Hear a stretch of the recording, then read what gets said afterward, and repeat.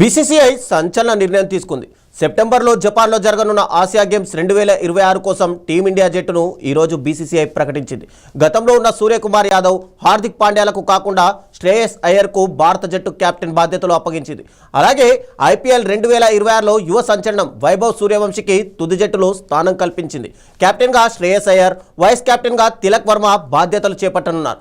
ఈ జట్టులో అభిషేక్ శర్మ, సంజు శాంసన్, రవి బిష్ణోయ్, సతీష్ కుమార్ రెడ్డి, మహమ్మద్ సిరాజ్, అక్షర్ పటేల్, హర్షిత్ రాణా, ఇషాన్ కిషన్, వాషింగ్టన్ సుందర్, అర్షదీప్ సింగ్, శివం దూబే, వరుణ్ చక్రవర్తి, ప్రిన్స్ యాదవ్లకు చోటు దక్కింది. ఇదే జట్టులో ఇంగ్లాండ్ జరగబోయే T20 సిరీస్, ఐర్లాండ్తో జరగబోయే T20 సిరీస్లలో పాల్గొననుంది. ఇదిలా ఉంటే తాజా జట్టులో అక్షర్ పటేల్, మహమ్మద్ సిరాజ్ మినహా అంతా యువ ప్లేయర్లే కావడం గమనార్హం.